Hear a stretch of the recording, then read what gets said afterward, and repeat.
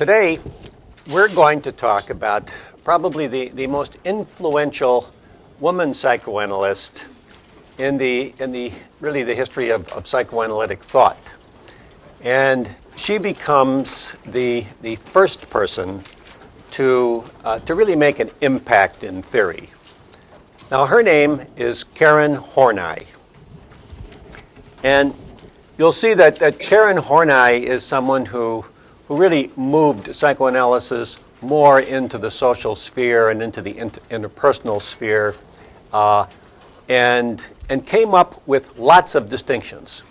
And as we go along today, you'll see that she was very descriptive in the way in which she talked about people, and you'll see lots of characters that you'll have an opportunity to think about, perhaps identify whether or not you know some of these people. But starting with, this is a woman who was born in 1885. And she was born in a village about 12 miles west of Hamburg in Germany. And her father was a sea captain, and he was 18 years older than her mother. And the father had had 4 children from a previous marriage.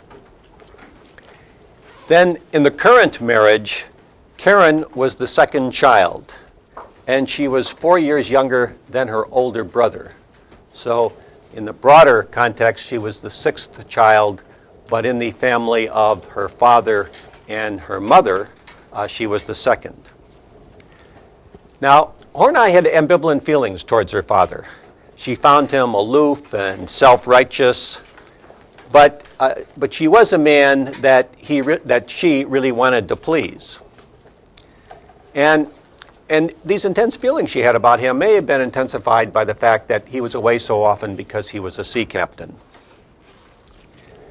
And Horney really was a woman of her times, in that, her father believed that women were inferior to men, and so her activities were restricted, while she observed that her brother had much more freedom than she had.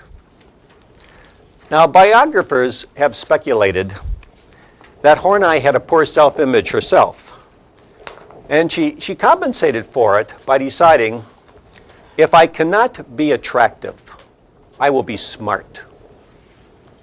So she entered medical school at Freiburg, and she was the only woman in her class. Then she eventually married a man named Oskar Horney, who was an economist, and she continued her studies while having the first of her 3 children. Eventually, a number of incidents occurred that led Karen Horney herself to enter into psychoanalysis. Her mother died, and then she began having difficulties in her marriage. And the way she handled all of this is that she became very depressed. So she sought the assistance of actually quite a famous psychoanalyst at the time, Carl Abraham. And strangely enough, she actually was quite dissatisfied with her analysis and with the psychotherapy that she went through with this man. But she actually stayed very involved with Carl Abraham, often attending meetings of other psychoanalysts at his home. And her main contribution to this group, that eventually became the Berlin Psychoanalytic Institute, was that she criticized Freud for placing too much emphasis on sexual instincts, and also for failing to note the really powerful influence that culture and social conditions play on forming personality, as well as on forming psychopathology. So Horney then posited, and we'll have our first slide, that neurosis was primarily the result of disturbed interpersonal relationships. She accepted that neurosis and sexual disturbance were often, but not inevitably, intertwined. When they were intertwined, she believed this was based upon faulty character structure that produced impaired sexual functioning. Now, this contrasted obviously with Freud, who believed it was the impaired sexual functioning that was the primary cause of neurosis. Additionally, and importantly, Horney believed each culture generates its own unique set of fears for its members. So for her, the culture in which you lived was terribly important. For example, she believed that a heavily competitive culture would create a different set of expectations and possible basis for neurosis than would a more supportive and benign culture. Sure. Can you put that slide back up there again? I missed the center of neurosis was what? Sure. Can we have the slide again, please? Okay, thank you. Here.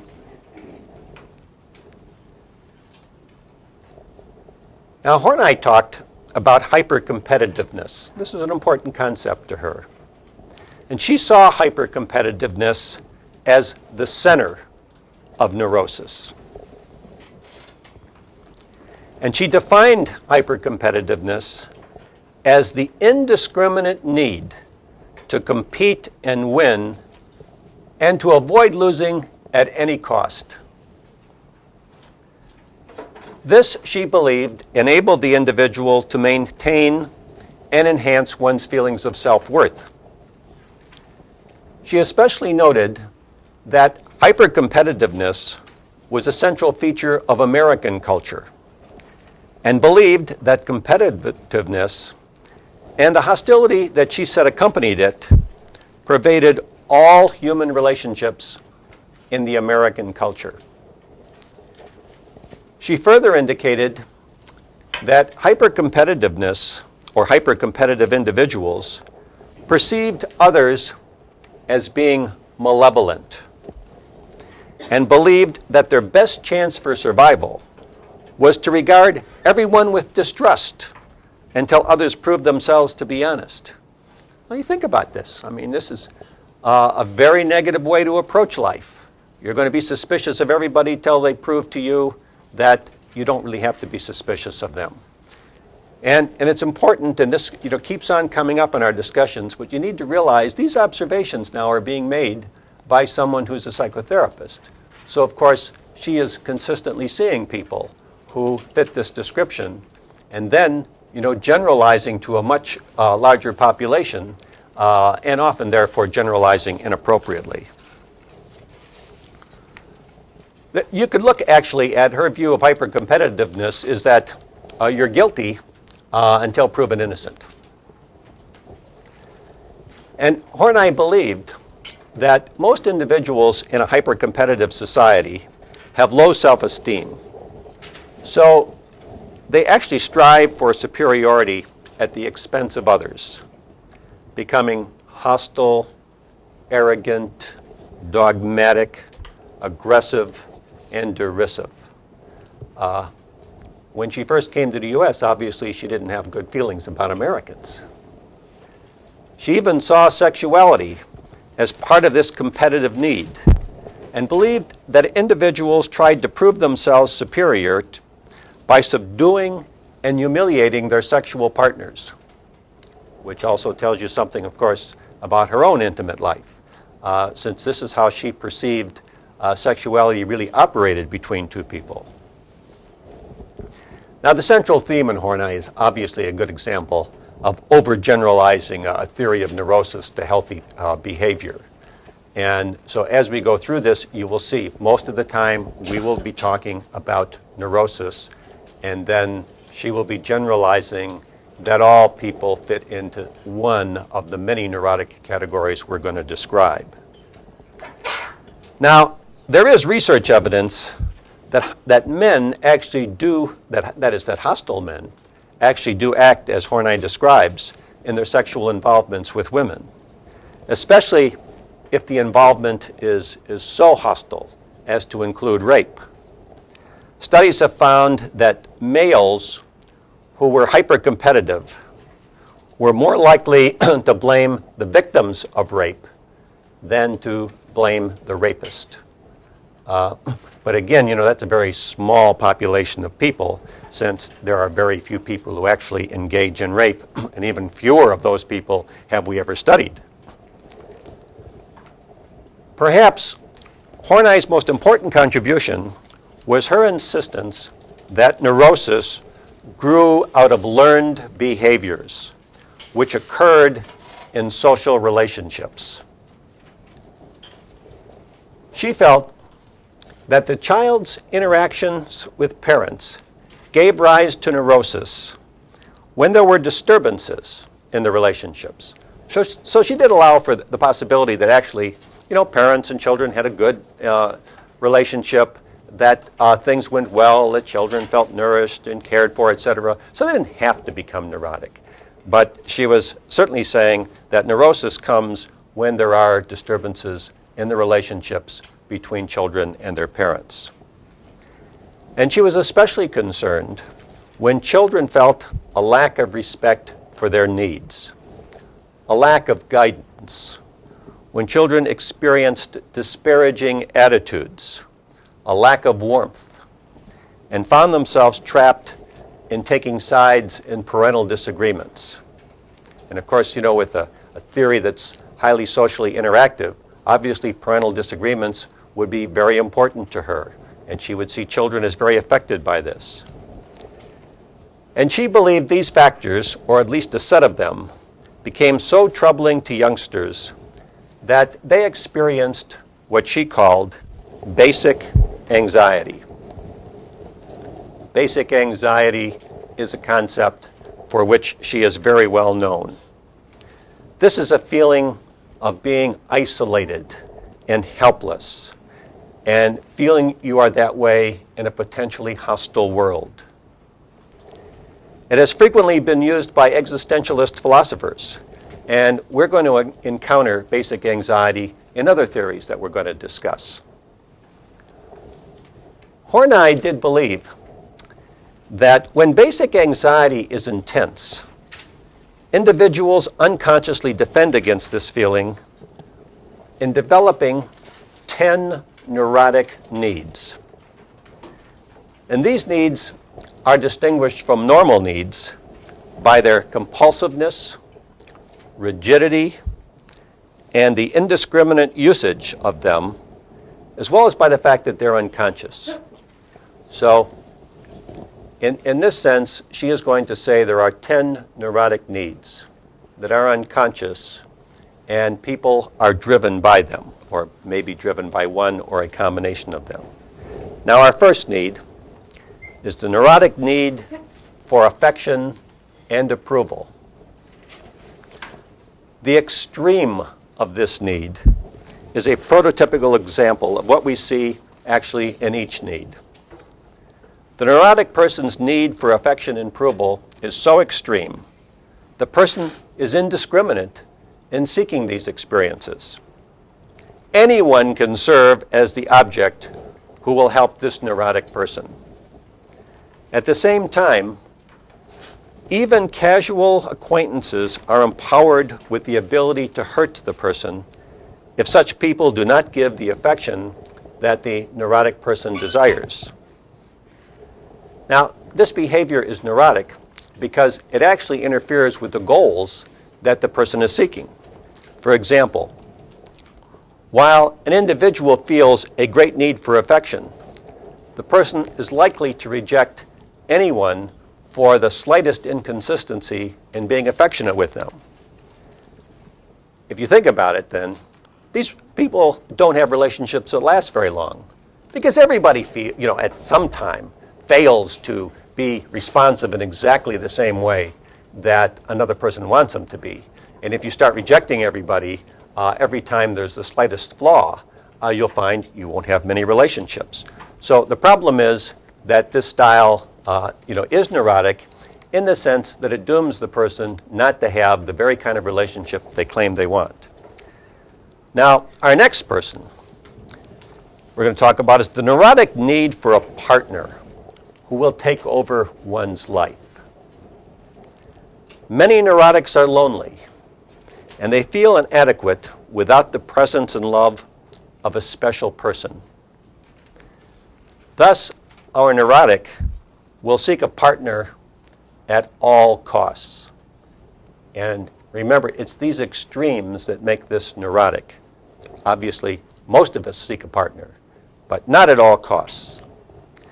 The problem, of course, is that the relationship never becomes mutual or adult because the fears of the neurotic person cause him or her to cling to the loved individual and to fail to provide any kind of interpersonal environment where both partners can be creative and grow. This is someone who simply wants the other person, in many ways, to provide the entire environment. Now, our next person, we're going to talk about the neurotic need to restrict one's life within narrow borders.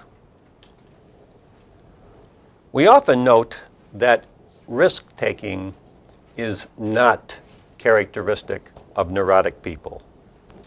Instead, they try to limit stimulation and interpersonal involvement as well as competitiveness so they can predict exactly what will happen. This may lead to excessive avoidance of social experiences so that the individual has clear control over the situation that he or she is in. Naturally, people who spend much time with a neurotic ordinarily lose interest in that person. And the narrow borders, can be so excessive that this is the person perhaps that would want to have all events in their own home. That is, they keep the environment as controlled as possible. And of course, this is someone who would not do adventurous things. This is not somebody who travels to new lands, tries out new things, because that's much too scary. And if you, sure. Ask for the slide again, please. Okay. No, if you know someone like this, it's very interesting. People develop good skills in protecting themselves this way. So you may have friends that are never willing to do something that you might find adventurous. They still may be very nice people. You may enjoy being with them. They may be productive. But what you begin to realize over time is this is not someone you ask to go on a trip. This is not someone you ask to try out something that's new. And this is a behavior, by the way, that for many people is lifelong. You will find that people who could have traveled, could have been adventurous, have the resources to do that, but never do it. And the result of that is that they lose all that excitement that perhaps many of us have experienced. They have the security that every day they keep their life within the confines of a very predictable kind of world. Now next, there's the neurotic need for power. Horney admitted that one can seek power in a healthy way. That is, one can attempt to create a better world, have a loving family, be successful in a meaningful job. Those things are all healthy. However, she noted that in the neurotic striving for power, the person uses this power as a protection against helplessness. And helplessness, of course, is one of the key elements in basic anxiety. The main element that we observe in such people is their really excessive need for control. And numerous theories on interpersonal relationships have been formed really observing the power issue. And it's even common today, in just ordinary literature. But for example, there's been a long history of men controlling women by insisting, that very bright spouses and very talented spouses stay at home and take care of the children. Fortunately, of course, in the culture that most of you are in, that's finally disappearing. But it hasn't totally disappeared. And certainly for many of you, you may have observed that your mothers were caught in that. That is, many of you may recognize that your mother, who may or may not have gone to college, but may have been much brighter than your father, still never had the opportunities that your father had because her job was to take care of the children. Now, it's also been true, by the way, that the reverse of this works out in that that women have controlled their spouses by doing things like, let's say, refusing to move when the spouse gets a better job offer and saying, you know, I don't want to go there. Or at times when families develop real difficult circumstances and perhaps the male loses a job, the female refuses to go to work. And these, of course, are the stereotypes of the generation before this. And it's very striking to people today, of course, that in most couples, both people work. But that's very new. That is not how things were, certainly when this theory was being developed. And the point in this is that the jockeying that's going on between the couple is really for power. Man is saying, woman must do this. And eventually the woman gets tired of that and says, well, if I'm going to do this, I mean, that's what I'm going to do. And if you get in trouble, I am not going to try and help you out of this. It's a very neurotic, interdependent kind of relationship. And one certainly that in the time Horney was making these observations actually was more common than you would want to believe. Then, next, there was the neurotic need to exploit others. Essentially, this need comes from a deep feeling of inadequacy and also from a lack of creativity. Exploitation occurs when someone steals others' ideas, others' partners, others' valuables. So it can be, you can be stealing cognitive belongings of others. You actually could be stealing real things. The stealing actually occurs because individuals feel so inadequate that they cannot generate such valued concepts, ideas, or concrete things on their own. Now, I once worked for a man, and we all observed that he could never let anybody have a new idea. And whenever in a meeting somebody would propose something, actually, and the people in this meeting are very bright, they would propose something exciting and new, this man always rejected the idea. And then, and it just didn't go anywhere. About 2 weeks later, this man would introduce the same idea. In fact, it became humorous because we began predicting about how long will it take him to introduce the idea that one of us came up with. And once it was introduced, of course, we would all say, great idea. And he would say, well, I think so too. And so we would go ahead with whatever was being proposed. But of course, it wasn't the idea of the person who proposed it anymore. It was the idea of the person who was the head of our department. And that phenomena, by the way, is a very common one. And it's one that you want to be aware of. And it's one where when someone gets put into a position sometimes where they're asked to do more than their talents allow them to do, but they believe they have to produce, then they get into this behavior like of exploiting others. Today, what we would say would be healthy is that a person who was in this position and who really was a good leader would simply encourage all the bright people around him or her to come up with these ideas and give them a lot of credit for it. Because if the organization itself improves, whoever is seen as the head will get lots of credit for it anyway. But there's a difference in this person in that when they're neurotic, they have to be seen as the person who actually originated the idea, when in truth, they would never have originated it. Now, the next thing that Horney talked about was the neurotic need for social recognition and prestige. Having good friends, some who may be actually important people, obviously can be a healthful, growthful experience. There is nothing wrong with that. However, when one is driven to seek relationships, only with so-called prominent people, or to belong to prestigious clubs, or to talk about reading the latest books all the time, etc. In other words, when one is driven to these behaviors, one is being driven to identify with an external world that an individual believes is prestigious and that he or she must join. And what Horney noted is that the interesting thing is that this neurosis was often found in passive dependent people. That is, they didn't feel good about themselves. They preferred not to do things. But they kind of felt, society rewards these people who really have prestige. So rather than seek to be prestigious myself, or perhaps to do things that I think I would like to do, this person tries to attach to people who will give meaning to their lives.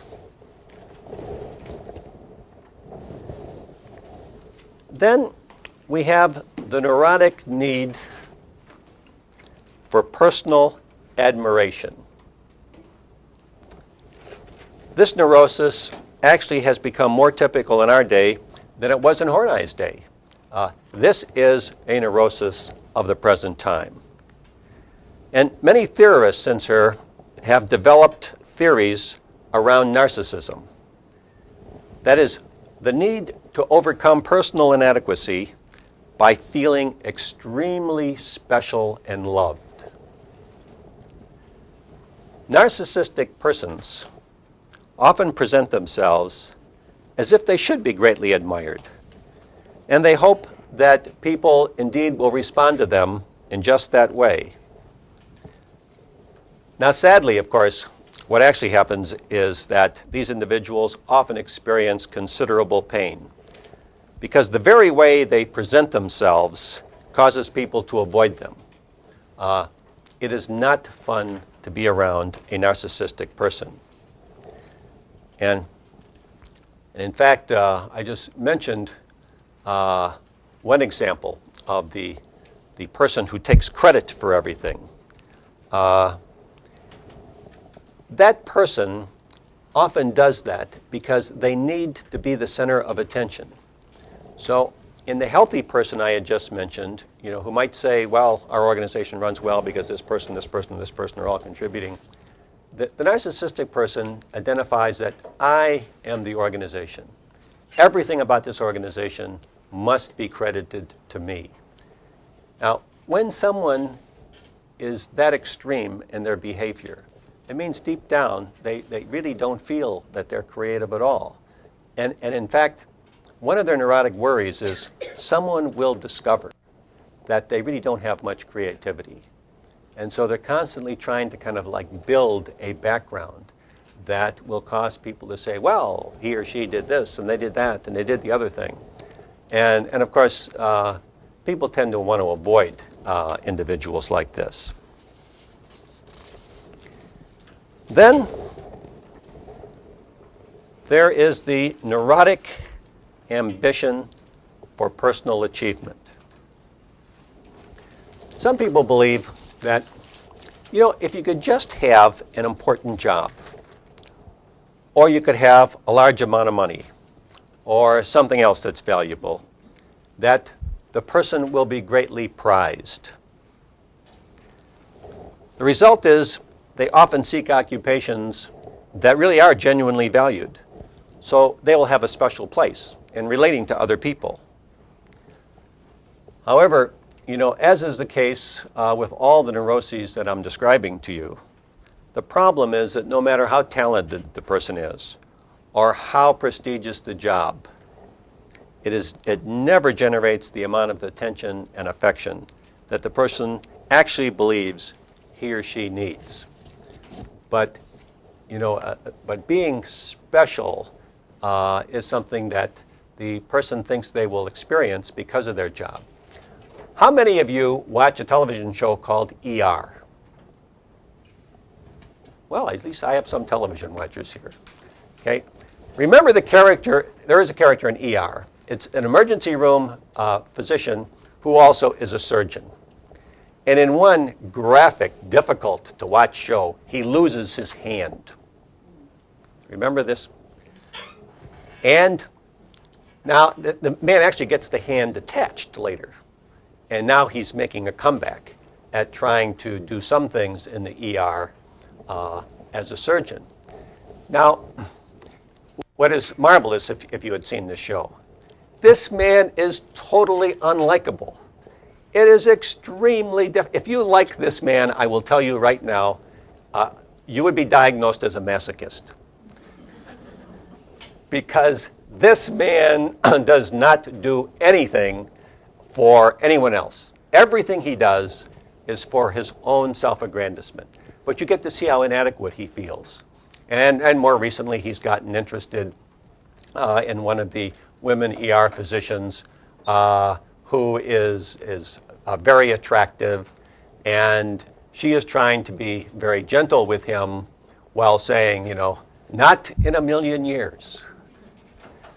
But the striking thing is that what the man does, in order to kind of feel that he is important, is he belittles all the residents, he belittles the nurses, he belittles almost everybody around him. He even belittles the head of the ER. And in one episode where he thought he would become the head of the ER, and he did not, and in fact, it went to a woman. It went to a gay woman.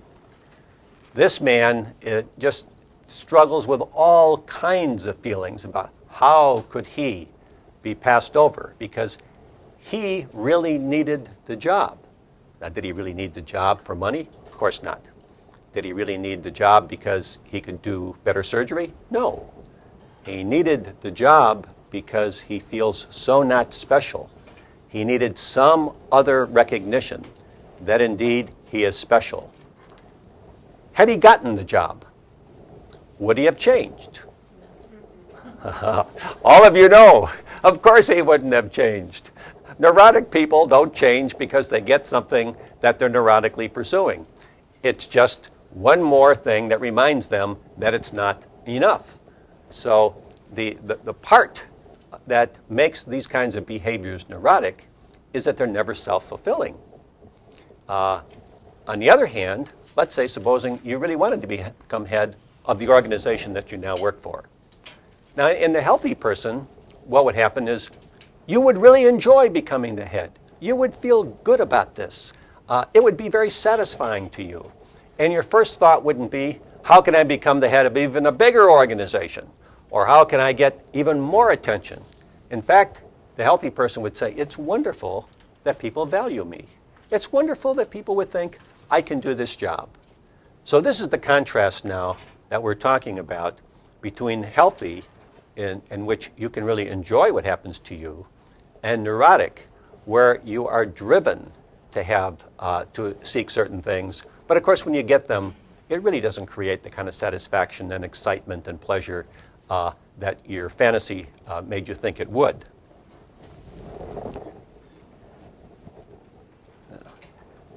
Next, we have the neurotic need for self-sufficiency and independence. It's interesting it gets named this way. It's easy to see how someone, or how this particular need is a defense against the fear that one will not be loved. And that's what we're defending against here, is the worry that one will not be loved.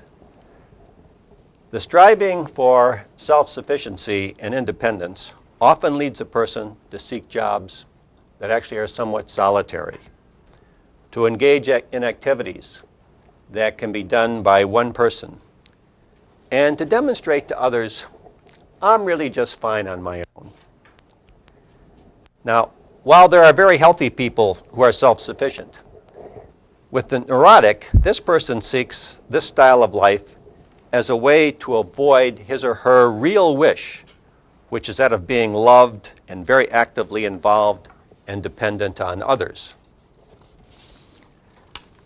And this lifestyle has a certain self-fulfilling prophecy in that these people, even neurotic people, actually learn to function independently. And since the individuals often don't develop anything that makes themselves attractive to others, people tend not to interfere in the lives of such a person. And so the people are left alone in a very neurotic lifestyle that is not at all enjoyable. A stereotype of this might be the spinster grade school teacher who, leads a very lonely life, has no close friends, goes to work, probably is very productive at work, may, by the way, even, be very popular with the children and may do a wonderful job of taking care of the children. But there are no meaningful adults in her life. She keeps a real distance from adults, never develops relationships like that, but has enough social skill that when she's around people, she's pleasant. And since she doesn't make much attempt to contact others and doesn't do anything that would cause you to want to be with her, no one attempts to do much. And you'll see people lead their whole life like this. Sure. Is this, would this be for both, like when you say they don't have any meaningful adults in their life, is that like a woman would also not have any close women friends in their lives and a man would not have any close friends? Sure. So it's not just that they don't have a significant other partner, to share their life with like a marriage, but they don't have very close same-sex friends also, just friendships. Right. This is more the kind of person who avoids relationships of any kind with adults. And, might they have a casual friend here or there? Yes. But even then, you would find that probably the way in which they interact would be very controlled. Like one goes over to the other's house for Thanksgiving and Christmas or something like that. But here we're talking about, very isolated people, but talented enough and bright enough that they can lead their life and do okay.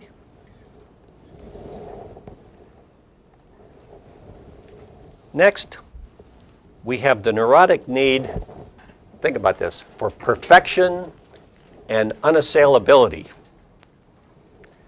Now, Horney believed that this need occurred when children were criticized early in their life and developed deep-seated feelings of inferiority.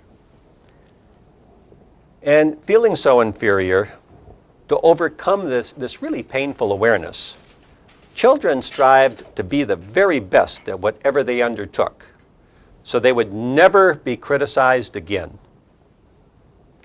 Now, this behavior is obviously, it's a lifelong struggle, and one that generates anxiety simply because there is a constant threat that one will not be able to continue the so-called perfection that one has achieved. And such people are also limited, obviously, in attempting new ventures, since any performance less than perfect generates anxiety. So if you get trapped early in life with parents who set goals for you that you can't possibly achieve, but you're a bright youngster and and you're motivated, you want to do what mom and dad want you to do, and you work very hard at it. Well, the only hope you have is you have to focus on perhaps one thing, and that maybe two things. And those become the whole focus of what you do, and you avoid everything else. And you try to be the very best at those things. And obviously, you pick a couple of things that you think mom or dad will be pleased with. Now, what makes this insidiously neurotic is it doesn't matter what you pick. If mom and dad are rejecting people, you're going to be rejected by them no matter what happens. I mean, because they don't have the capacity to care for you, to nurture you, to do the things that you really want to have happen. So the sad thing is that you have the fantasy of the child growing into adulthood thinking, if only I am super at this or that, I will really be cared for and loved. And of course, they keep finding that that is not what happens. And also, they experience tremendous anxiety, especially if they are people who might be successful at something. They experience tremendous anxiety when they're asked to do something else. By the way, a character type you might think about too is sometimes you see these children who become child actors and actresses. It seems to happen a little more with actresses, where they actually have great talent, but they have to be the focus all the time. And the parents' only response that seems to be rewarding to the child is that the child gets all this attention as an actress. And so every time this child, for example, then would not get a part, or let's say she becomes a young woman and she becomes an adult woman, if she doesn't get a part, it becomes overwhelming. I mean, the anxiety becomes tremendous. And if you look into the history of some of these people, and we actually have some histories because many of these people do turn to psychotherapy during difficult times, but most often they turn to some very passive solution, meaning alcoholism, drug dependence, become very much a part of this person's inability to cope with not being loved. Now, Horney then, after describing these kind of 10 needs, said that there are 3 basic neurotic trends in which people engage. And so within these 10 needs, she perceived that there were certain similarities and commonalities among them. And as you can see, there is overlap in these styles. So what she decided to do is she classified everybody into 3 basic types: compliant, aggressive, and detached. Now, with the compliant types, Horney believed that you could easily observe that many people tend to seek gratification by moving toward others. The extreme is that these individuals will make many sacrifices to be accepted by the group, to receive love and affection, and to be important to other people. They will even sacrifice self-esteem. They'll sacrifice their own goals and desires and whatever is needed in order to feel accepted and part of other people's lives.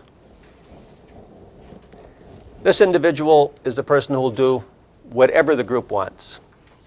This is the person who never suggests a restaurant, never suggests a movie. It's whatever you want to do, great, we'll do it. And because the person works so hard at kind of being accepted by the group, being accepted by others, everybody always thinks of this person as nice. He or she is cooperative. The strange thing is that while people like having this individual around, and the person, often is a regular member of the group, and the group likes the person, usually no one sees that individual as special. And in fact, if you sat someone down and said, describe this person, once they get beyond the person is nice and cooperative and easy to be with, they can't really tell you much else about them.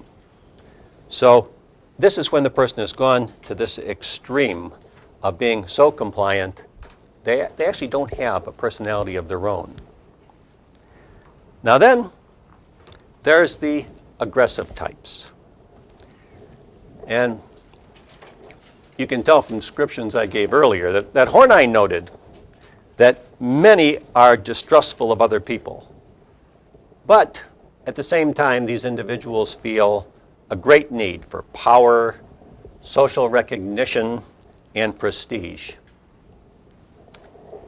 These people seek gratification by attempting to overpower others, to be in control, to be the leader, to be the dominant person.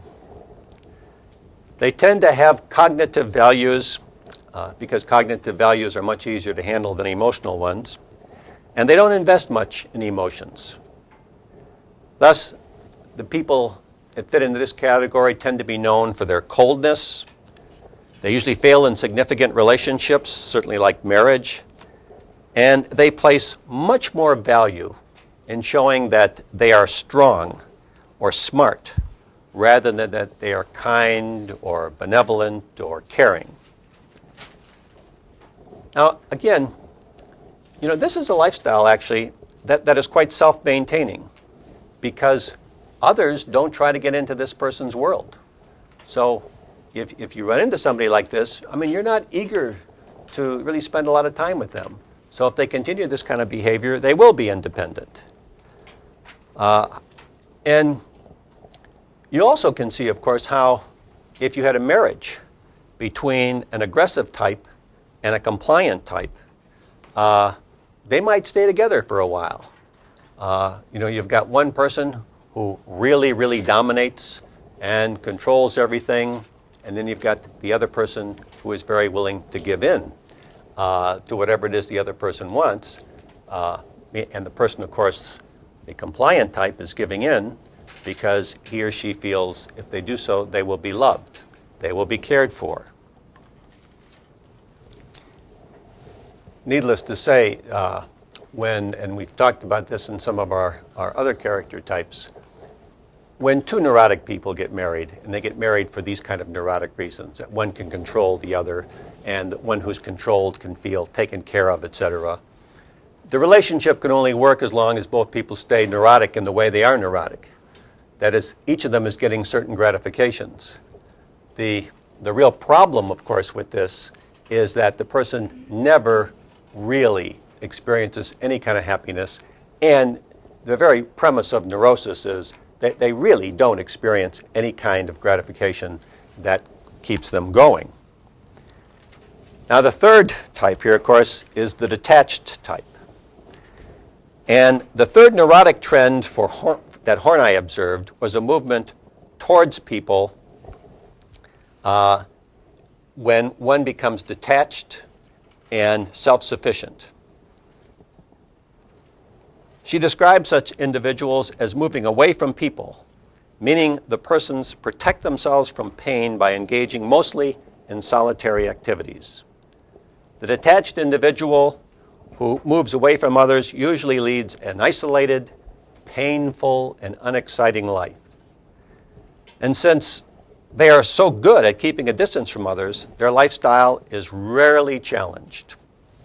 Such people also tend to be ritualistic and compulsive. They keep a job for a long time. They tend to do the same things on Saturday and the same things on Sunday. They lead a highly organized life, detached from others. What we will do then is we will move on after our break, and we'll talk about what Horney saw as the basic conflict in neurosis.